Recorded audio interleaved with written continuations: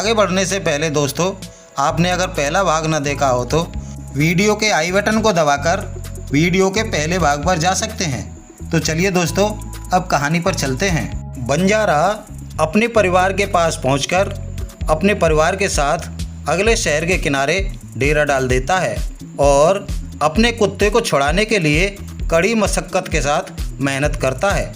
इधर राजा के यहाँ कुत्ता पूरी वफादारी के साथ रहने लगा। रात के समय कुत्ता पूरे परिसर की घूम घूम कर निगरानी करने लगा।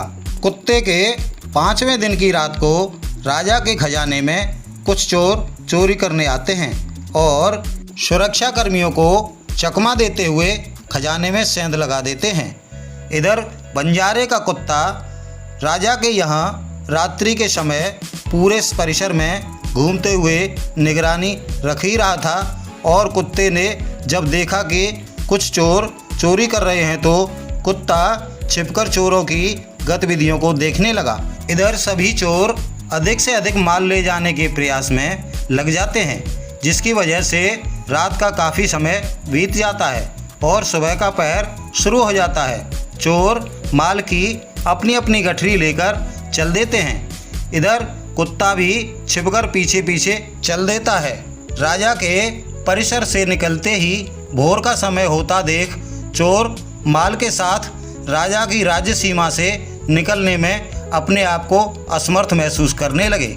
इसीलिए सिर पर लदी माल की गठरियों को अगली रात को सुरक्षित ले जाने के इरादे से वहीं कहीं आसपास माल को छुपाने का स्थान खोजने लगे। समय अभाव और जल्द निकल जाने के इरादे से चोरों ने सारे माल को राजा के महल से कुछ ही दूरी पर स्थित तालाब में गाड़ने का और अगली रात माल को ले जाने का फैसला कर लिया और चोर माल को छुपाने तालाब की ओर चल दिए।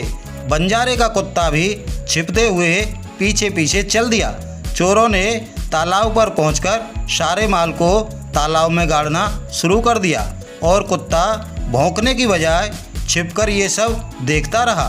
चोर अगली रात माल को ले जाने की ठान कर निकल लिए।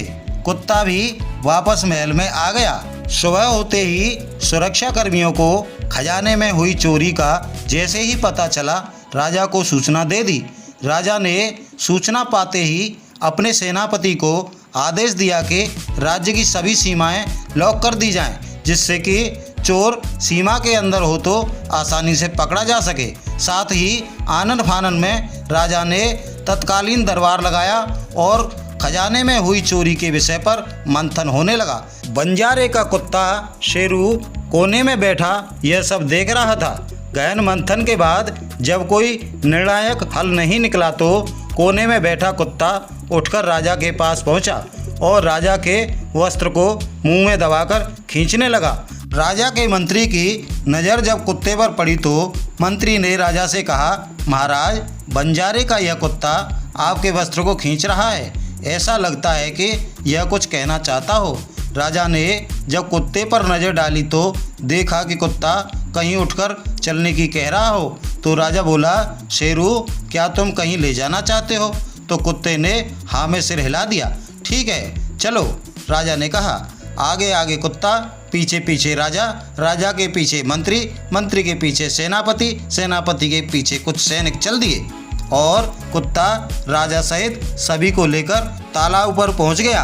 तालाब पर पहुंचकर राजा ने शेरू से कहा, शेरू, यहाँ तालाब पर क्या दिखाने लाए हो? इतना सुनते ही शेरू ने तालाब में छलांग लगा दी और डुबकी लगाते हुए चोरों द्वारा गाड़े गए खजाने के माल में से कुछ आभूषण अपने मुंह में दबाकर तालाब से बाहर निकलकर राजा के सामने रख दिए। राजा ने जैसे ही अपने खजाने के आभूषणों को देखा तो राजा हैरत में पड़ गया और कुत्ते की तरफ देखते हुए सोचने लगा, बंजारा ठीक ही कहता था कि शेरू का कोई मोल नहीं लगाया जा सकता, वह तो अनमोल है। और आज इसने यह साबित भी कर दिया। जो काम मेरे सुरक्षा कर्मियों को करना चाहिए था, परिसर के बाकी सदस्यों को अपनी जिम्मेदारी निभानी चाहिए थी, वे सब के सब नाकारा साबित हो गए। वाकई शेरू एक अनमोल रतन है। ऐसा सोचते हुए तालाब से सारे खजाने को निकालने का आदेश अपने सैनिकों को दे दिया और कोष का सारा माल बरामद हो गया, जिसे कोष में वापस लाकर रख दिया। और राजा ने कुत्ते की वफादारी और निष्ठा से खुश होकर बंजारे के लिए एक चिट्ठी लिखना शुरू किया।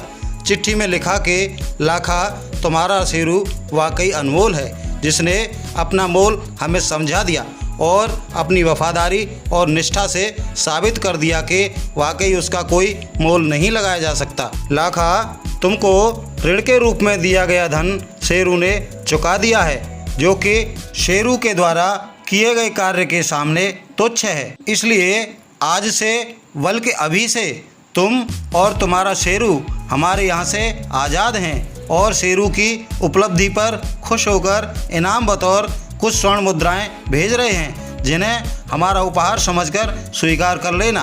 प्रेषक राजा। इस तरह चिट्ठी लिखने के बाद राजा ने कुछ अशर्फियों के साथ चिट्ठी को एक थैली में रखकर कुत्ते के गले में बांधते हुए कहा, शेरू, तुम आज से बल्कि अभी से हमारे ऋण से मुक्त हो चुके हो, इसलिए अपने मालिक के पास जा सकते हो। राजा ने चिट्ठी के साथ कुछ स्वर्ण मुद्राएं एक थैली में रखीं और कुत्ते के गले में बांध दी और शेरू को खुशी खुशी 6वें दिन विदा कर दिया और कुत्ता अपने मालिक की तरफ चल दिया। इधर बंजारा भी अपने किसी तरह राजा के ऋण को चुकाने का बंदोबस्त करके समय से पहले अपने शेरू को छुड़ाने 6वें दिन राजा के महल की ओर चल दिया। इधर से कुत्ता शेरू जा रहा होता है और बंजारा उधर से आ रहा होता है और रास्ते में शेरू को आता देख बंजारा आग बबूला हो जाता है और मन ही मन क्रोध में पागल हो जाता है। सोचता है कि शेरू, तुझ पे एक दिन और नहीं काटा गया, क्या तुझे मेरे ऊपर भरोसा नहीं था? मेरे इतने समझाने के बावजूद भी तूने भागकर इस तरह मेरी सारी बात धूल में मिला दी। क्या एक दिन में दुनिया खत्म हुई जा रही थी? मारे क्रोध के बंजारा आपे से बाहर हो रहा था और जैसे ही कुत्ता बंजारे के करीब पहुंचा तो बंजारे ने दांती पीसते हुए हाथ में लगी लाठी को जमाकर शेरू के सर पर दे मारा, जिससे एक ही बार में शेरू जमींदोज हो गया। शेरू को जमीन पर गिरते ही बंजारे की नज़र शेरू के गले में बंधी एक थैली पर पड़ती है, तो बंजारा आगे बढ़कर शेरू के गले से जब पोटली को खोलता है तो देखता है कि उसमें एक चिट्ठी है और कुछ मुद्राएं हैं। चिट्ठी को पढ़ते ही गस खाकर गिर पड़ता है और होश आने पर बंजारा अपने शेरू का सिर गोद में रखकर फिर से रोने लगा, तड़पने लगा और अपने बिना विचारे उठाए गए कदम पर अपने आप को कोसने लगा। बंजारा अपने शेरू को गाय की तरह रमाते हुए, याद करते हुए फिलक फिलक कर रोने लगा। अंततः बंजारा रोते हुए अपने शेरू का दाह संस्कार करता है। दाह संस्कार के बाद बंजारा रोते हुए अपने जान से प्यारे कुत्ते को मारने के बाद याद करके जी भरकर रोता है। जी भरकर रोता है दोस्तों, जी भरकर रोता है। कहानी यहीं पर समाप्त